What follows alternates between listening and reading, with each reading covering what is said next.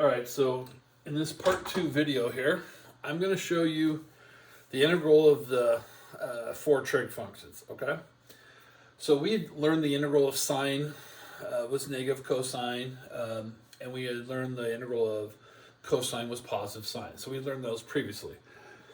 And some of you may have wondered, why weren't we learning the other four trig functions? So I mentioned in class those will be coming later. So the other four trig functions require the natural log scale. So I'm going to show you how it's done. You could just memorize the answers. Those are your choices. Maybe make a note card to memorize them, study from.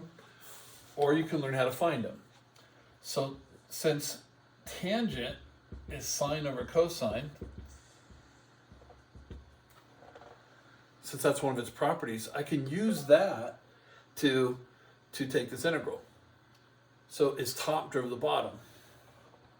Well, derivative of cosine is negative sine, so I do a quick negative adjustment. So since top is derivative of the bottom, then it's L on the bottom. So it's got a negative sign adjustment, natural log of cosine plus C.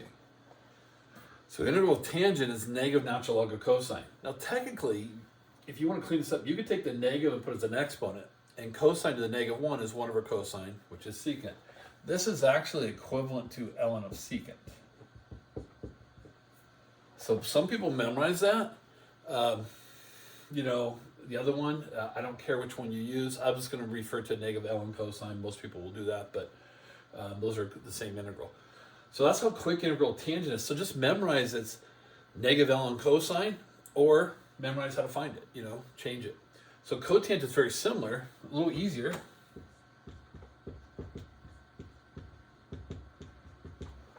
The identity for cotangent is cosine over sine, and top is derivative of the bottom. So it's just L on the bottom. So these are pretty quick. Those two are pretty easily found. So you can either memorize the answer or memorize how to find them. Same idea. All right, so integral of cotangents, natural log of sine. All right, these are a little different. Whoever figured this out, you know, some psychopath, you know, somebody really smart, figured out, hey, let's take these integrals. So here was their suggestion. They said, let's multiply the top and bottom, I'll add this in here, secant plus tangent.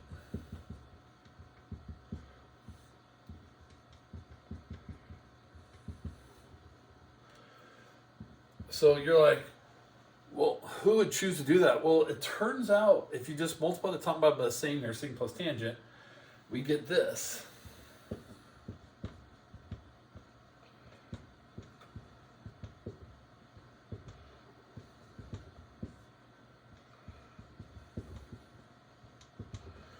So I cleaned up the top and that's it.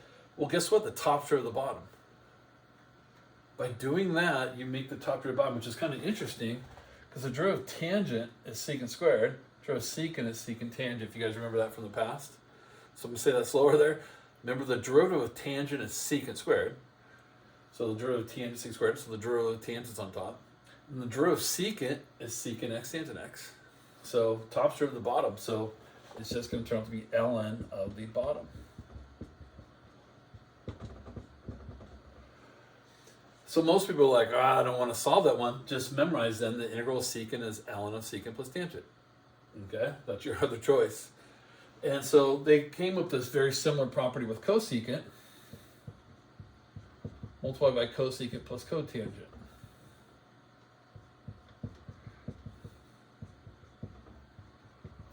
But you may remember the derivative of cosecant is negative cosecant cotangent. A derivative of cotangent is negative cosecant squared. Ooh, squared. Well, I gotta clean this up here. Sorry. Let me cosecant squared plus.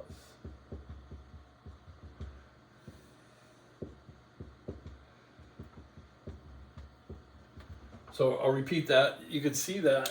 I'll use my underline here. The derivative of cosecant is negative cosecant cotangent, and derivative of cotangent is negative cosecant squared. So they're just missing a negative. So I can, in a sense, negate the top, just multiply by negative and adjust with a negative. So if I negate the top, top's now drove the bottom. So then I have negative is my adjustment ln.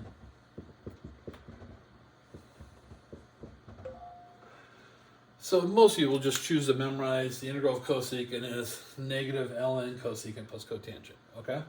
So there's your four integrals. You could just make a note card. What's the integral of tangent? Have this on the other side, and that's what I would recommend doing, and then just study and make sure you get those ones.